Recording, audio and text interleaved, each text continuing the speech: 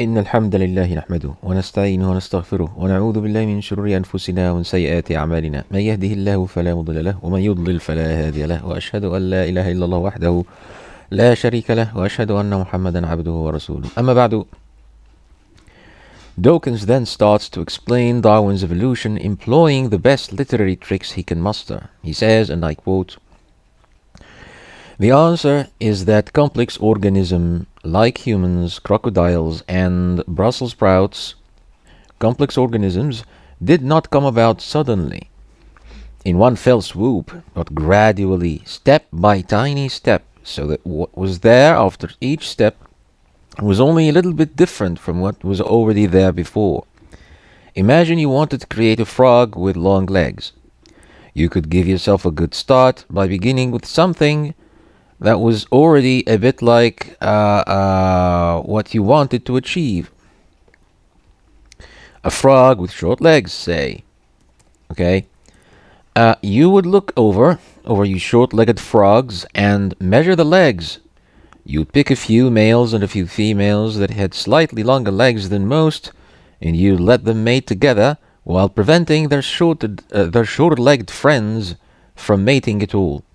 The longer-legged males and females would make tadpoles together, and these would eventually grow legs and become frogs. Then you'd measure this new generation of frogs and once again pick out those males and females that had longer than average legs and put them together to mate. After doing this for about 10 generations, you might start to notice something interesting. The average leg length of your population of frogs would now be noticeably longer than the average leg length of the starting population. You might even find that all the frogs of the 10th generation had longer legs than any of the frogs of the first generation. Or 10 generations might not be enough to achieve this. You might need to go on to 20 generations or even more. But eventually, you could proudly say, I have made a new kind of frogs, with longer legs than the old ones, although the old type. No wand was needed, no magic of any kind was required. What we have here is the process called selective breeding. It makes use of the fact that frogs vary among themselves, and those variations tend to be inherited, that is, passed on from parent to child via the genes.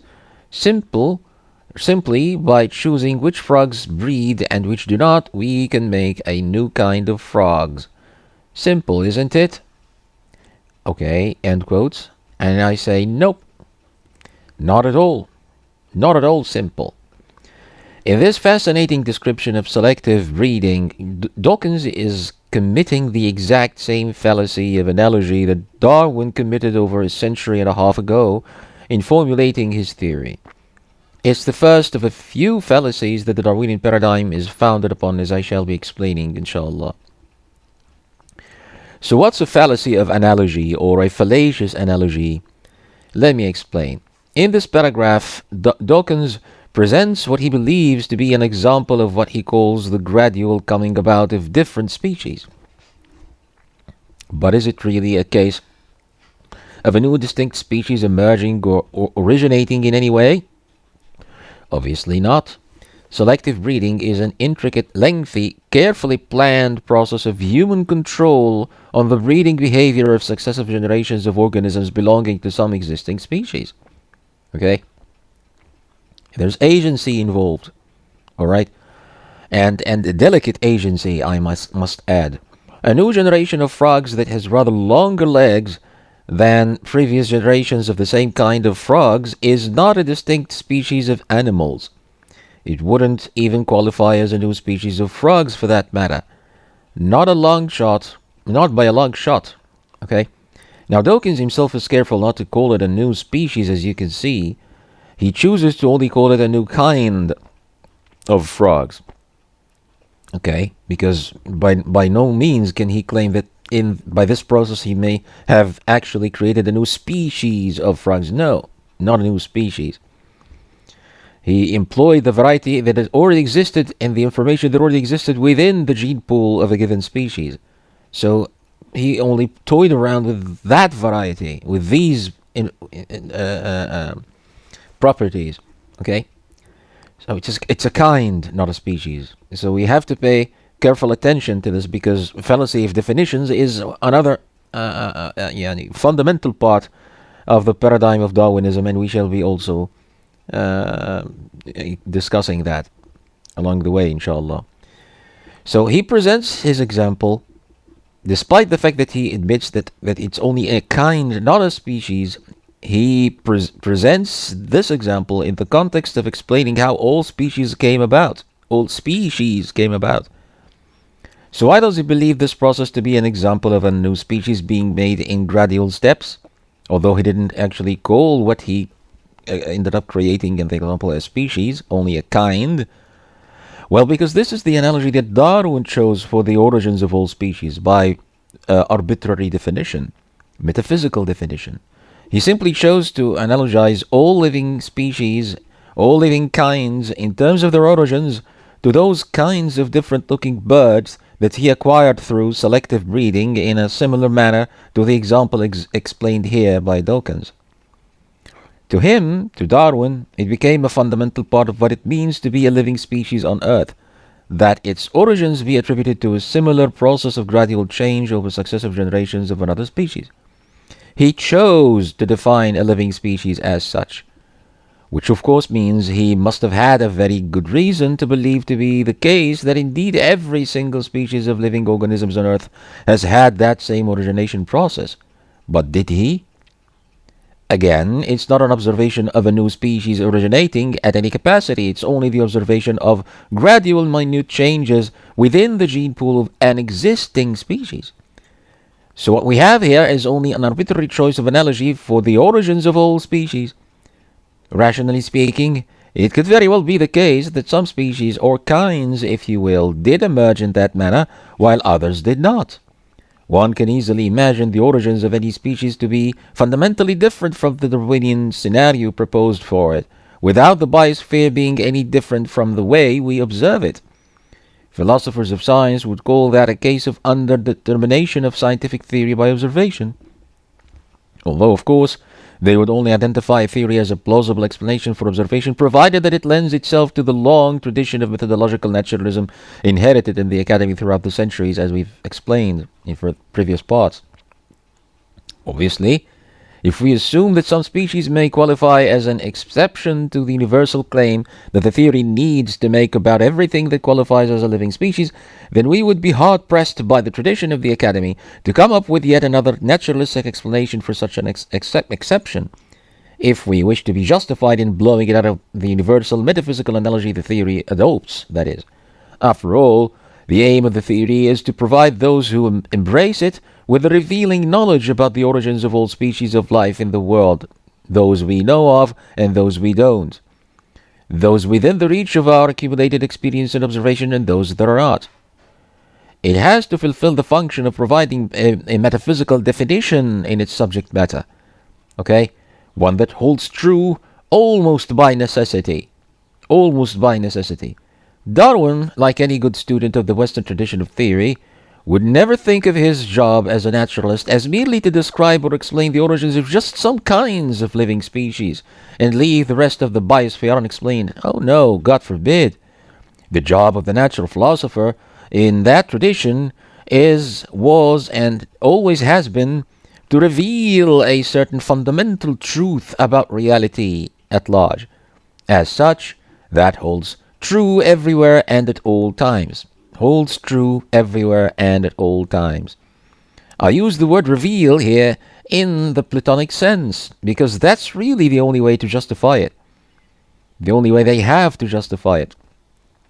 In order for an analogy so universal and all-encompassing to enjoy any epistemic warrant at all, you have to presuppose the belief that by merit of your being a philosopher, a superior thinker of some sort, and by virtue of your being able to come up with a sensible explanatory hypothesis that meets no refuting observation whatsoever in your experience or people's experience as a whole, as the case would normally be, given the unobservability of the ontology proposed, then your theory must be believed at face value to be true until proven otherwise, if ever. Until proven otherwise, if ever. Is it not the Platonic job of a philosopher to reveal the unseen reality to lay people? Then his theory must be given warrant, since they already do occupy the place of revealed knowledge in the minds and hearts of those who do look up to him as the key to such knowledge. After all, who else besides the natural philosopher can claim to have some warrantable process of reasoning by which they produce knowledge about the world around us? Those who worship the Olympic pantheon of clowns that people used to call gods? Oh no, of course not.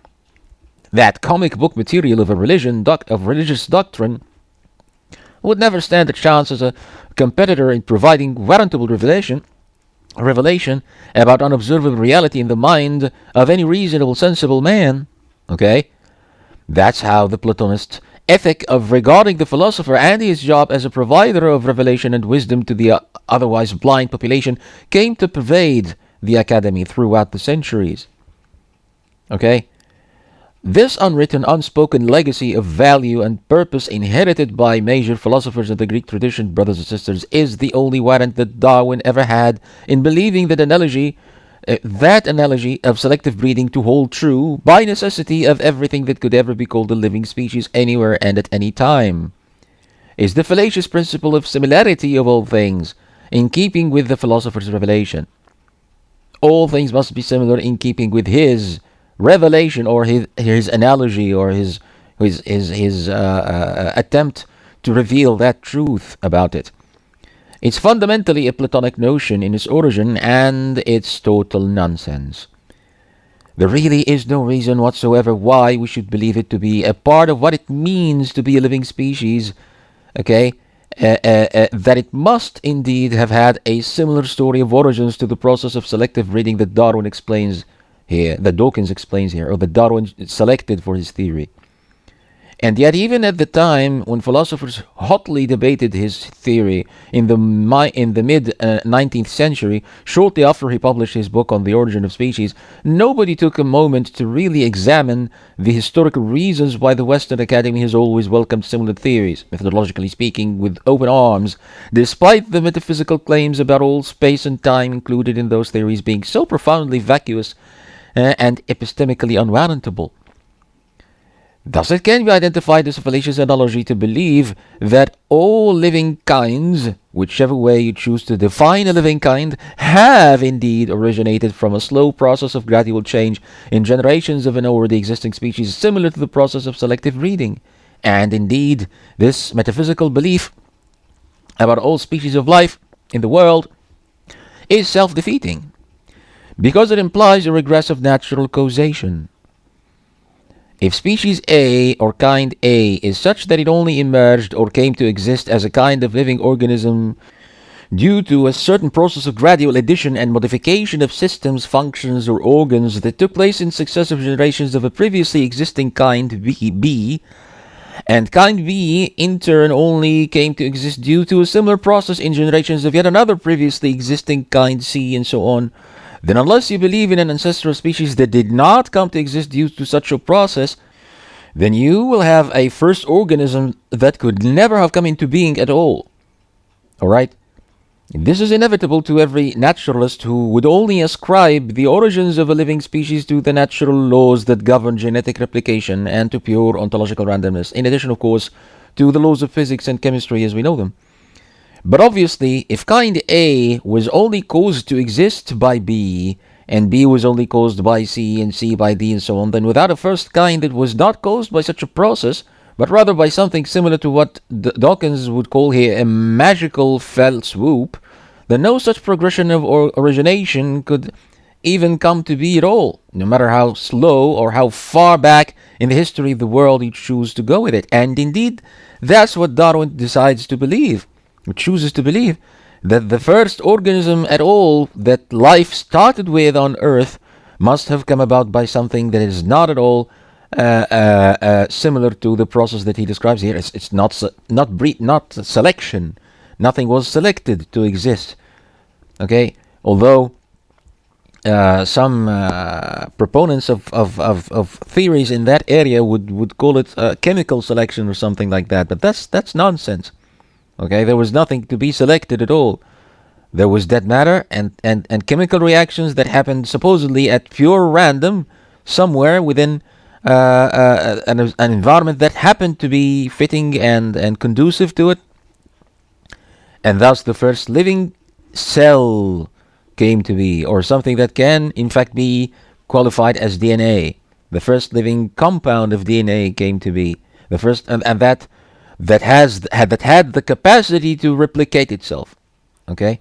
Which is something we will discuss later on, which is it's another fallacy in the theory. But whatever the case may be, this is an entirely different story of origination here for life itself, and that is nothing short of a magic wand being applied to this to somehow, and we'll come to that later on. But my point is that this blind generalization, universalization of the claim about how every species on Earth must have emerged cannot hold true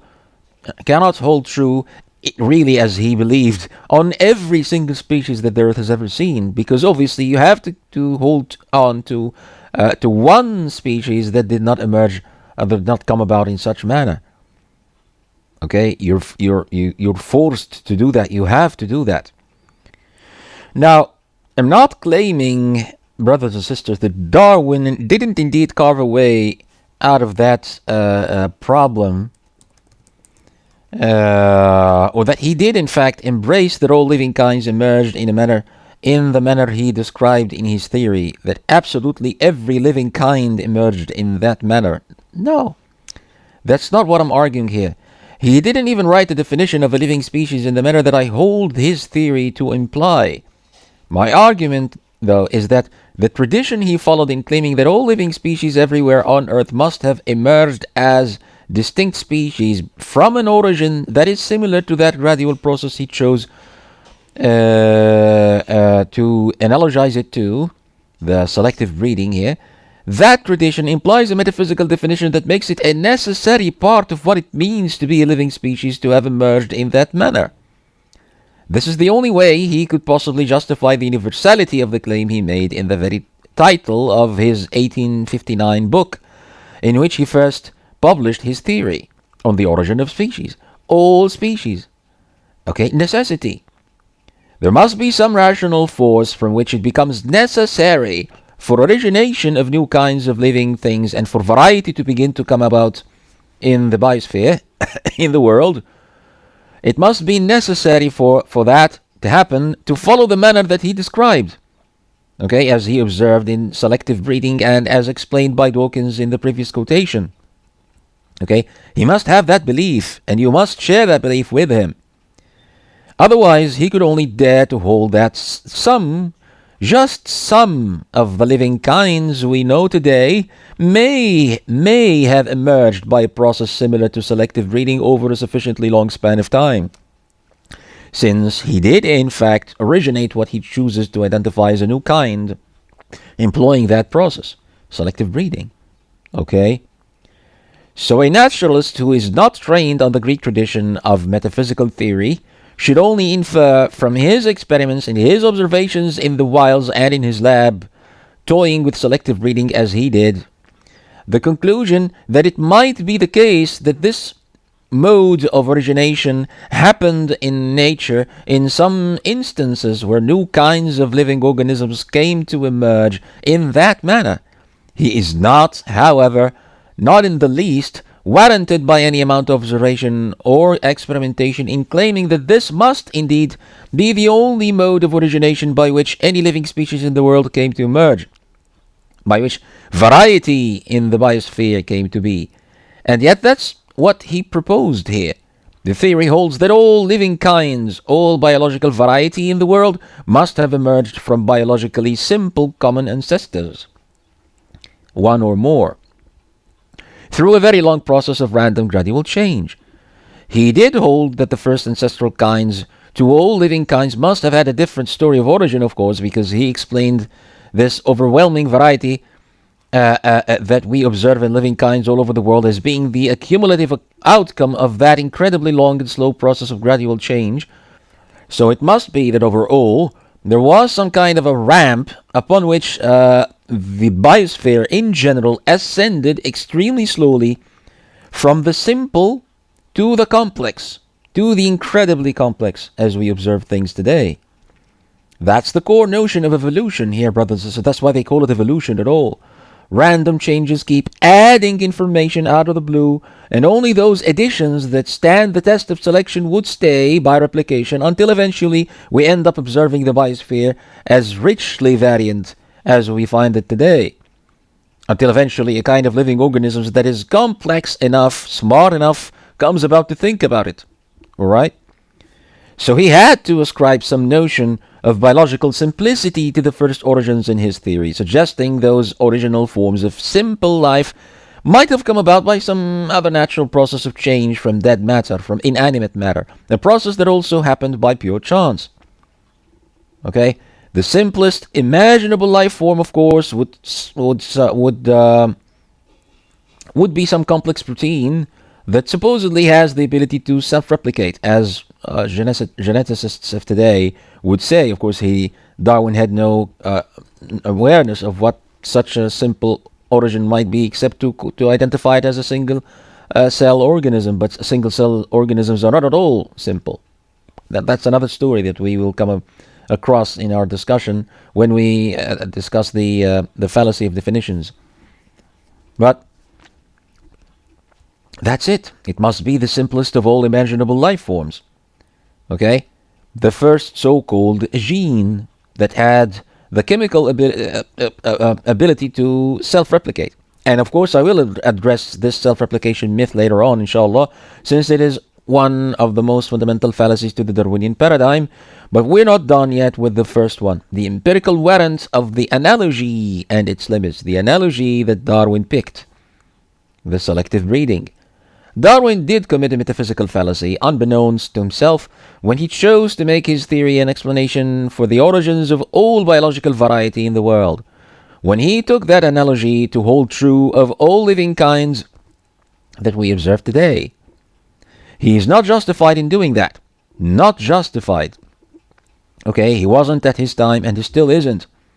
And unless he can show that there is indeed some rationally plausible necessity for his analogy to enjoy that metaphysical university he believed it to enjoy, his theory should remain little more than a humble conjecture, a suggestion, nothing more.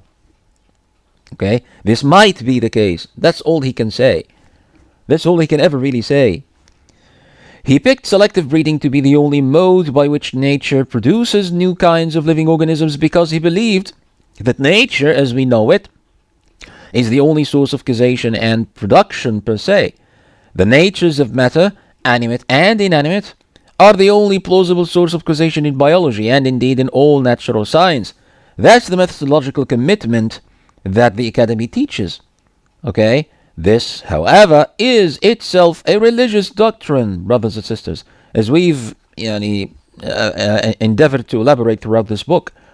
It does not rely on any rational grounds or sensible evidence, and indeed it requires a huge leap of faith. A kind of faith that has been inherited in the Academy as is, through the ages, since its early days. You have to presuppose that matter has always been there, and that at least some laws of nature and of natural regularities in that matter have been as they are today for eternity past, if you wish to do theory about cosmogony or about the origins of any kinds at all. Why? Because if you're going to use observation as evidence or support for such bombastic claims about reality and about the world at large, then that's what you do observe. You wake up every day to find certain natures holding true and certain orders abiding throughout the years. So if you wish to uproot any religious heritage that takes its beliefs in the unobservable and the divine from some ancient scripture that is attributed to the unobservable maker of all things, and present your objection to whatever they promote as rational and generally warrantable, then you can only appeal to the Platonic value that philosophers hold for their metaphysical analogies, holding all of reality to be fundamentally similar to what we experience in this part of the world that we can observe, and thus render the entire tradition of your religious opponents groundless, irrational, or worse. That's the bottom line here, brothers and sisters. That's what this is all about. It has only ever been a religious conflict since the first days of the Greek Academy. The Platonist naturalist commitment to arbitrary universal metaphysical analogies versus the commitment to some inherited scriptural tradition in learning about the unobservable and the great beyond. Okay, that's what it all boils down to. Darwin did champion an ancient Greek belief system and tradition that has absolutely no rational or observational warrant whatsoever. The only defense he had for allowing himself to address this delicate issue with naturalistic analogy to begin with was simply that the Western Academy has been approving and accepting theories that follow the exact same Platonic tradition of analogy for centuries. So why should his theory be treated any other way, in any way, differently? Why? Well, it shouldn't. And indeed, eventually it wasn't. Either you accept the Platonic tradition of learning about the unseen and the unobservable, and thereby you accept everything that comes out of it as plausible knowledge claims, okay, about reality, or you don't. In which case, not only should you reject his theory, but also many other claims that natural philosophers would commonly allow themselves to make about the world. Alright? So given such a reasonable ultimatum, it is reasonable, his opponents just decided to shut up. Okay? And today, we find all manner of philosophical objections by Christian philosophers against methodological naturalism when in fact they've already let it sink all the way to the hilt into their theology. Okay? It's down there, whether they feel it or not, whether they notice it or not. It's really such a shameful position to take, to say the least. It's what gave rise to what many authors today would call the God of the Gaps approach to naturalistic mythology.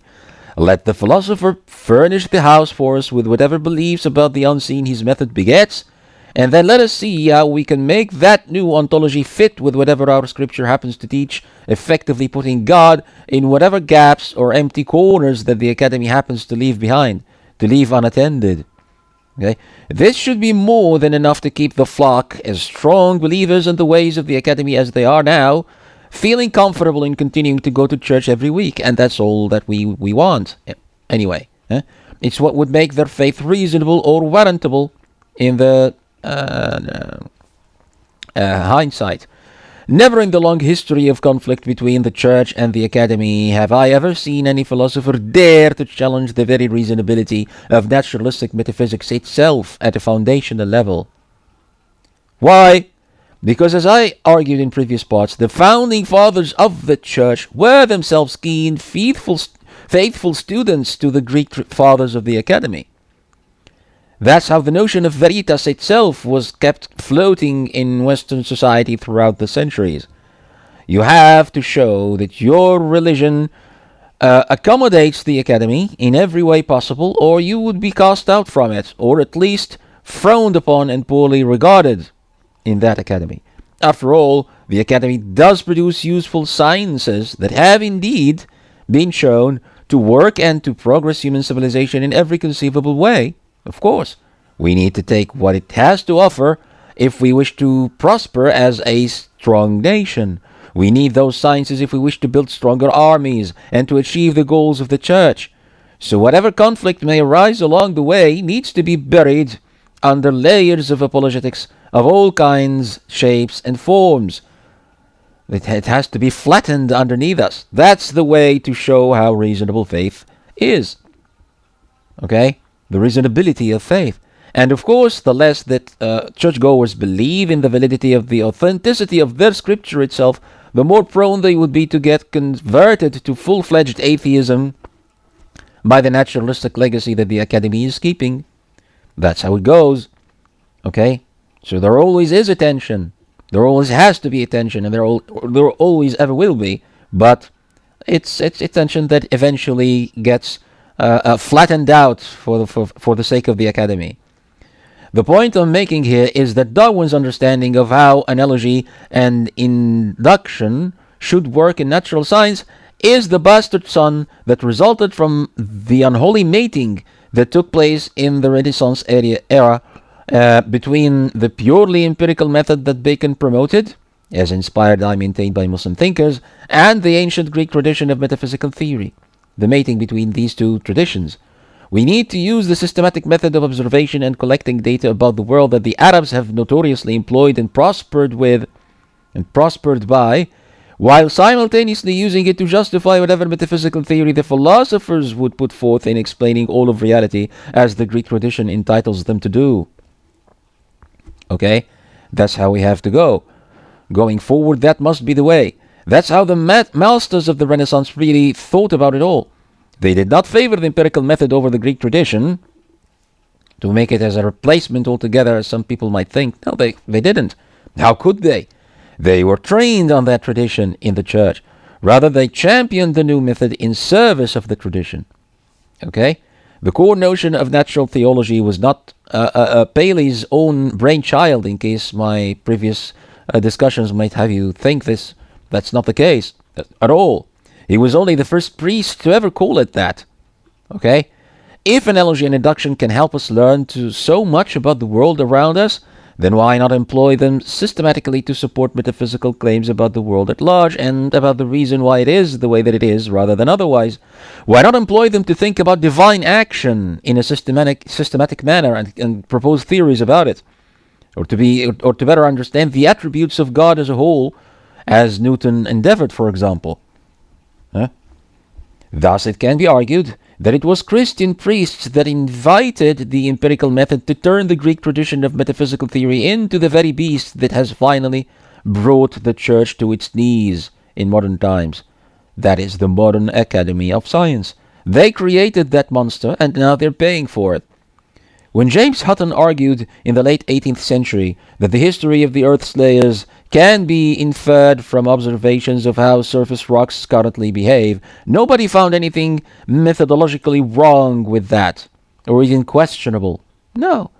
But when it was argued later on that observations can also lead to conclude how it all came to be in its totality in what was then termed cosmogony, Christians started to whine about it for a while, because it was only then that they started to feel that some naturalistic explanation would come about eventually to take the place of the story of Genesis and be presented to people as academic science on that matter. Okay? As the historical fact that should be believed as opposed to the myth of Scripture. The myth. Okay? The nonsense that the Scripture teaches. The notion of philosophically contemplating the origins of planets, stars, and even the earth was by no means a new notion in the academy. However, it was now, in the 19th century, to be presented as a modern science, an empirical science that takes systematic observation as a means to validate its claims. The same tool that has given us all kinds of useful technology in recent history. Right? This means that inevitably more Christians would doubt their holy book because of it. Right? Eventually, the conflict was resolved by yet another reinterpretation of the Scripture, of course, and as to be expected. But the point I'm making here is that the Christians should have taken a much stronger stance. Christian philosophers must have taken a much stronger stance against Hutton's philosophy when it first came out, and they should have expected the tradition to go that far, that if allowed, it would go that far and even further. It was only a matter of time anyway before it did. The reason they couldn't take a stronger stance is because, as I pointed out earlier, the church itself founded its theology on the exact same tradition that is now heralding its doom. They couldn't take the proper stance that every believer in an unobservable maker should take back when they should have, and they never will, because they are every bit as Platonist and Aristotelian in their thought about analogy, induction, and mathematical formulation, and about the way we learn about the world around us, as the most ardent naturalistic philosopher you can think of. Okay? They share the same grounds of method and tradition. How far is it reasonable for the natural philosopher to go back in history with his analogy or induction, or to go forward in deducing, extrapolating what must have happened in the past or what might happen in the future, is a fundamental question of philosophy of science that was never addressed the way it should have been. Obviously, the only proper justification that we may have in proposing similarity between what happened in the past and what we've experienced in recent time without, of course, obtaining knowledge of the past from some reliable testimony of someone who witnessed it firsthand, is to have some experiential background knowledge from whence explanatory hypotheses can be generated. That background may be the theorist's own previous experience or an acquired experience from other people through trustworthy testimony. Okay? How do we know, for example, through observational means, that 300 years ago the sun rose from the east and set in the west as it does in the present, not the other way round? Nobody who is alive today has witnessed the sun in that time, obviously, 300 years ago. So what's the proper way to really know if this was indeed the case, or if this was ever the case? Clearly, 300 years is not so far away in the past that written or oral history would fail to cover it, or to include it, right? Also, and just as clearly, an event such as that, the reversal of the journey of the sun in the sky, couldn't have possibly happened without leaving such an impact on people all around the world, that it wouldn't only be recorded and described profusely and abundantly, it would arguably be the biggest natural event in many centuries to ever strike humanity, and thus the most important entry in the history of all the nations that witnessed it. It wouldn't be such that anybody would even require evidence for its occurrence at all. It would be common knowledge. It would enjoy almost the greatest epistemic warrant that any historical event could possibly enjoy, right? A naturalist, however, especially one who suffers from extreme scientism or scientific realism, would simply find the question ridiculous. Why? Because none of the equations of physics that he currently knows of tells him, or even remotely suggests, that 300 years ago the Earth's rotation around its axis took place in the opposite direction. Not only would he dismiss any other possible source of knowledge about the issue, especially if it were to suggest something that his equations do not lead to, he wouldn't mind going to extreme lengths in refuting any claim that comes from a different source of knowledge besides those equations, to the extent that he might even hold that hundreds or even thousands of people suffered from mass hallucinations, when historical reports tell him that somewhere at some point in the past a great population witnessed something that can only be classified as supernatural. An apparition of Virgin Mary, for instance, or of Krishna, or something like that. If he cannot infer it from his theories and show that it can indeed happen in his theory or in his model of reality, then it cannot be real. No matter how many people believe it or why they believe it, it just cannot be real. Okay? Now, we have to ask, what rational merit does such a position really deserve? What is the modality of a mathematical equation or of a theoretical model that is employed in a law of physics? By modality, I mean what ontological judgments can be safely inferred from the equation or from the model, or from a mathematical equation that is proposed to model a certain phenomenon in nature. How far-reaching is the predictive power of a physical law? Okay, whichever way it's written. If you're a Platonist, as most naturalists are, almost all naturalists are, you would believe that once the equation is shown to match properly and neatly with a class of observations of the phenomenon it is supposed to address, then you're justified in believing it to match reality in every inference that can ever be made from it. Every single one. You would explain the fact that it works at all by the belief that it is actually a revelation of reality that was discovered by the theorist in his mind, not a proposed simulation of it. No, you discover it in your mind. You don't come up with it as a simulation or some kind of way to propose a pattern that really matches the pattern that you're observing. No. You're discovering it in your own mind. That would be the only justification you can provide for believing it to match reality in every conceivable way. Einstein had precisely that belief. Okay? He was a realist, a Platonist, and a devout empiricist. He believed he was totally justified in assuming that the mathematical geometrical correlation he imagined and formalized between mass, energy, and so-called space-time holds true everywhere and at all times. If indeed it could be shown that the equation provided predictions that match astronomical observations, then that would be all the confirmation he needed for the belief that it matches all of reality all at once. The belief, not that he proposed a pattern that looks quite similar to reality in certain observable aspects of it, with an unobservable ontology that may or may not be true, which it isn't, as I explained in more places than one, but rather the belief that he discovered the equation of reality in his mind. The full description of the entire cosmos, not just as it is now, but as it has always been from eternity past. That's what he believed that he discovered. He often described himself as trying to read the mind of God. Read the mind of God.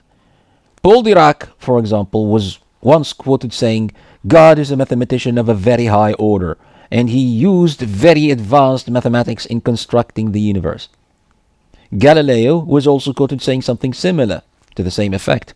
So the job of a physicist in the eyes of these guys is not to use mathematical expression to propose models of order and pattern that simulate the observable order in a certain extent. Rather, they view their job as reading the mind of God in creating the universe, which means discovering the true mathematical formulation that governs everything in existence. In Platonist terms, that would amount to getting revelation from the world of forms in the language of mathematics that teaches them all there is to learn about the true order of the cosmos. The equation or the model is revealed, not constructed. Alright? Somehow. It's revealed somehow. This is why the more symmetrical and more elegant it looks, the more plausible they deem it to be, in being the true equation they are looking for. After all, the mind of God must be beautiful and elegant and perfect, right? Nature must be easy to read. The same twisted reasoning that Aristotle once used to argue for his belief that the celestial spheres must be spherical. Must indeed be spherical. A sphere is the most perfect shape, alright? Geometrically. And since my mind is the place where I discover the truth about reality, and my mind tells me that the sphere is the most perfect geometrical shape, then this must be it, right? I mean, before Kepler, astronomers would reason in a similar manner about circular orbits. Copernicus, for example, used to think God is perfect, and the circle is the most perfect geometrical shape in his mind, in Copernicus's mind, so all orbits of planets must be perfect circles. I mean, what other shape would they take, and why? He would think. If we're not assigning all celestial bodies to a perfect transparent sphere, the Platonic firmament, the firmament of Ptolemy, then let's put them in perfect circles, right? It cannot be otherwise. But then, who's to say that the sphere or the circle are necessarily the shapes that God would choose for orbits of celestial bodies by necessity? There's absolutely no necessity there. Which one of these philosophers can claim that he learnt directly from the Lord himself what reasons and detailed purposes he had in making these bodies in the heavens the way they are rather than otherwise, or the reasons he may have had for creating these planets at all? They don't.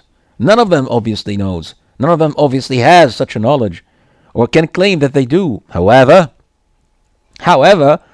both the Academy and the Church taught the same Greek tradition of thinking about existence, about reality, and even about celestial bodies. The philosopher's mind is the key. Think hard enough, find the capacity to do that deep thinking in your head, and you will learn all there is to learn about reality. No problem at all. All that you can learn about reality will be knowledge, if you can get it from that hidden place inside your head. You don't need a prophet to teach you. You don't need to get revelation from the person that is God. You need nothing from outside. Your mind is your key. Sit on the armchair, close your eyes and contemplate, and you'll go there. Okay? Bingo. If you're a Christian astronomer, you would use the word God in such a statement as we just quoted in a theological manner. In a theological sense, of course, like Newton, Galileo, Copernicus, and many other natural philosophers did. You would be talking about the God you worship in the church. If you think hard enough, you should be able to determine what he may or may not have done and why. Right? You will learn it in your mind. you would be reading into another book that is just as authoritative as the Holy Book itself in giving knowledge about reality. Okay? The Book of the Cosmos or something like that. On Newton's epitaph, a Greek inscription is carved that translates as such, and I quote, "Here is buried Isaac Newton, knight, who by a strength of mind almost divine and mathematical principles peculiarly his own, explored the course and figures of the planets, the paths of comets, the tides of the sea, the dissimilarities in rays of light, and what no other scholar has previously imagined, the properties of the colors thus produced," etc. End quote. Now, why peculiarly? Why did he say peculiarly? You may wonder. What would make it peculiar? Well, because as a Christian, one is not supposed to believe that there is indeed some revelation from a world of forms, as Plato used to believe, that revealed those laws to Newton. He's not allowed to believe that they came from outside. Something revealed it to them, to the philosopher. Instead, you can choose, as the author of that inscription did, as a Christian, to ascribe it all to an almost divine strength of mind. Okay? Almost divine? What does that mean? There's some religious undertone for it, as you can see. Initially, Alexander Pope wrote an epitaph for him, for Newton, that some church authority must have found to be mimicking the Bible rather too uncomfortably, so they turned it down. He wrote, "Nature and nature's laws lay hid in night. God said, let Newton be, and all was light." So the more brilliant you are, the more capable you would be in reading the fundamental law of all existence and revealing it to the world by some almost divine power. Almost divine? What, I mean, are we talking about a half man, half God or something? What demigod or something like that? What is that? If you're an atheist or a deist astronomer or physicist, on the other hand, you would still make the same statement about God, but would only mean the natural order of the world itself, as inspired to you and to other philosophers from the great mysterious beyond, from the world of mathematical perfection that reveals itself bit by bit, ever so slowly, to the minds of philosophers. To your mind, lays itself down for you to discover it. Okay? Platonism is, sadly enough, so deeply ingrained in Western theology and in Western thought in general, it's hard to imagine what it would look like today if Christians never learned anything about the Greek tradition, about Greek philosophers and their works. Okay? Lagrange once said about Newton that he was the most fortunate physicist in history. Why? Because, as he says in his own words, we cannot find more than once a system of the world to establish. And that's Platonism, brothers and sisters. We discover mathematical models of reality in our minds. We don't invent them in attempt to simulate reality. No. We discover them. We're all trying to see them as they are. Okay? So after Newton did it, after it happened to Newton, that revelation, it's done. We have it. And there's no doing it again. Okay? He read the book. The book is read. It's here. We have it. He gave it to us. It's over. Okay, now little did Lagrange know, of course, that a little over a century later, that system would be re-established in the eyes of philosophers all over again from the bottom up. Okay, when Einstein imagined the field equations applying to the entirety of the universe, he thought he had to introduce a cosmological constant, because without it, the universe would have to collapse under the curvature of space-time, and since it has been around from eternity past, as he believed at the time, then the issue of collapse is obviously not on the table, since it would have done so, it would have collapsed long ago. But obviously it hasn't, okay? Thus he concluded that for the equation to be true, to be the perfect representation of all of reality from eternity past to infinity in the future, the representation that he inspired to make of it, it had to have some constant added to it, mathematical constant. This is sheer Platonism, brothers and sisters, right here. He dealt with the theory not as someone who is trying to approximate reality with a decent simulation that he proposes, but rather as someone who is trying to better observe the equation of reality as it is. as it is, as he finds it. In fact, his entire project to unify the laws of physics was Platonist to the core. Only a Platonist philosopher would be comfortable believing that there must be some single equation that describes all of reality, all the natural forces, all the main quantities of physics in a simple and elegant formula, and that he's out to discover it. His job is to stumble upon it. That's why he was deeply unhappy with quantum mechanics, a field that he himself helped establish. It's not about proposing a proper metaphor that provides us with a decent, usable simulation that helps us instrumentally in predicting natural regularities for the sake of utility, for the sake of making good use of them. Okay? No. It's rather about revealing the most fundamental truth about all of reality for the purpose of establishing metaphysical beliefs. Any beliefs about the unseen, the unobservable that you wish to hold or to embrace. True beliefs about the unobservable and about the great beyond. Okay? That's the first and foremost subject matter of theory in the academy. It has to start with this. It has to start with exploring all of reality at a fundamental level, at a foundational level. The kinds of beliefs that would entitle a philosopher to the seat of prophethood. Right? Okay? So Darwin never had reason to doubt for a minute in his mind that his analogy should hold true of all living kinds everywhere and at all times. He never even stopped to question that, or to wonder why he thinks that it's true, or that it must hold true. He was confident also that sooner rather than later, the church itself would find itself compelled to agree with him, which it did eventually. It did, to the extent that a few years ago, a major American Christian philosopher, theologian, published a book where he argued that the historical Adam was indeed a member of the archaic human species Homo heidelbergensis that lived somewhere between 750,000 years ago and 1,000,000 years ago. Okay. One has to wonder thus, why bother call it Adam at all at this point?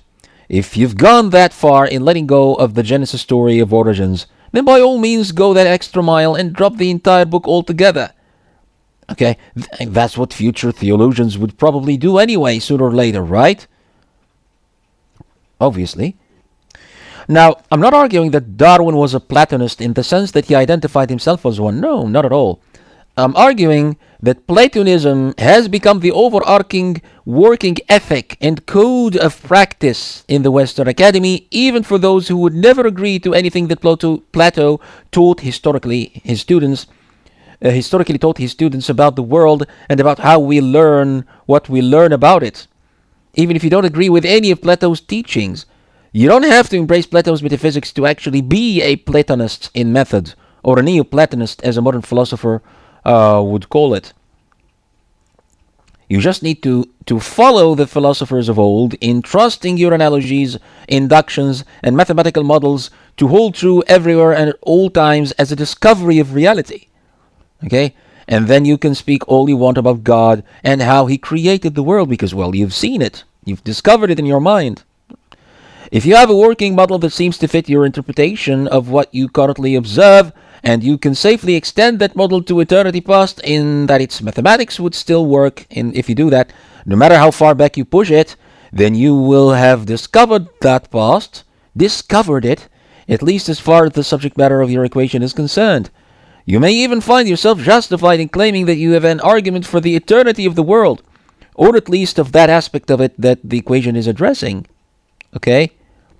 Why do you think the Big Bang came to be accepted as the standard naturalistic myth of origins of the observable universe by the majority of physicists today? Because someone went back in time and looked at it and found it to be so? No. It's because we can fit together in a comfortable, rather elegant manner Einstein's field equation, or rather Friedmann's solution of it, Hubble's interpretation of the redshift as the Doppler effect, and more recently the interpretation of the so-called microwave background. Right? It turns out that if we remove the cosmological constant like Friedman did and come up with a linear equation that applies Einstein's curvatures of motion paths as described in GR to the entire cosmos, the mathematics would either describe a universe that is forever expanding or one that is forever collapsing or getting smaller. And since it cannot be the latter, obviously, and since Hubble managed to interpret the prevailing spectral colors received from a great many stars that he picked as shifting towards the red rather than shifting towards the blue, or not shifting at all, and since an evenly distributed emission of microwave in both hemispheres is what we would expect to find if indeed something did blow up as intensely and powerfully as the supposed singularity that the equation ends with in the past supposedly did, then a naturalist is fully justified in believing this equation to be a full revelation of how the world came to be the way that we observe it to be. It has been revealed to us that this is what actually happened. And now we can use mathematics and mathematics alone to contemplate all kinds of scenarios that that proclaimed origin story could have gone through in as much detail as we desire. Okay? And thus the science of cosmology is finally here. None of these people would identify themselves as Platonists or Neoplatonists at any rate, and yet the Platonic code is indeed what drove them all and continues to. Some of them may not identify themselves as naturalistic atheists either, and yet the atheistic naturalistic methodology is indeed what governs their work through and through. I suppose it is safe to say that the modern Academy of Science is the single most devout religious organization that denies with full force to be religious at all, or to have anything at all to do with religion. Platonism is a religion that lost the appeal of its metaphysical background and its mythology many millennia past, despite the fact that its moral code challenged the test of time and continues to this day to thrive in the Academy in all four corners of it. Even the Church is Platonist to the core in this manner, as I've shown briefly in the previous discussion. We're now at such a point in history where you cannot be taken seriously neither in the Western Academy nor in the Church if you dared challenge the core tradition of Platonic value and the Platonic commitment to metaphysical theory. You cannot be taken seriously at all. You cannot be granted approval if you even suggest that the philosopher should not dare address these issues with theory, either a theologian or a philosopher. So if it can be shown that certain observations can be interpreted to fit the story of natural history that Darwin proposed, and indeed it was hundreds of thousands of times, then Darwin's metaphysical leap of faith should be accepted as truth. Okay? All of it. His really unwarrantable analogy of all kinds of living things to the birds that he toyed with in terms of how new kinds are made should be embraced as confirmed science, confirmed knowledge. Obviously, however, the proclaimed warrant of such an analogy presupposes a leap of faith, a giant leap of faith that only a Platonist or a Neoplatonist should find reasonable. Okay, if you think about it. No philosopher should give themselves the right to address all things with their theories. If I have no experiential background to generate explanatory hypotheses from, then I either have a testimony of people who observed that history, or I have nothing at all. I should just shut up. Okay? No analogy can be justified without such an epistemic background. If I have only ever observed gradual changes taking place within an existing species due to a long process of selective breeding, then I should have no right to jump to the conclusion that all kinds of living species must have originated from gradual change that was within some previously existing species before them. I wouldn't have the right to do that. I shouldn't have the right to do that, to make that leap. Obviously, as I pointed out earlier, I cannot claim that all species emerged from a long process of gradual modifications that generally evolved the initially simple and poor that generally evolved from the initially simple and poor biosphere that life on Earth supposedly started from, to the rich, complex one we now observe in what Dawkins calls climbing Mount Improbable, because obviously you have to reach a point where no living species at all existed, and then you would have to propose a fundamentally different process for the emergence of what would still qualify as a kind of living organism in biological terms. Right? You can call that the Darwinian singularity, if you will, as like the singularity in cosmology, the Big Bang. So if that's the case, and you cannot commit yourself to some force of necessity for your scenario of gradual change within an existing gene pool to be the only way for a new kind of life to emerge and for all variety to come about, then by what force of reason should we accept it at all, brothers and sisters? What force? Induction? If it's not necessity, then what? Induction? We've never seen a new species emerge from an existing species. Only new kinds with slight changes within an existing species. That's all we've seen. Even the most impressive feats of adaptation and change in successive generations of a given species, as can be witnessed in microbiology, are still nowhere near the emergence of an actually distinct species of life with new, intricate biological systems and functions that perform functions, biological functions that are nowhere to be found in the ancestral species. That we're nowhere near that. So the best that our inductive experience really amounts to is showing us how an existing species may change throughout its generations, either for adaptive ends, or under natural genetic variation, or by forced human selection, not how it came to be as a distinct kind of living species, not to mention how all kinds of living species came to emerge. That's the Platonic leap of faith in Darwinian thought and in the Darwinian paradigm, right there, brothers and sisters. Wallahu musta'an, walhamdulillahi awwalan wa akhira.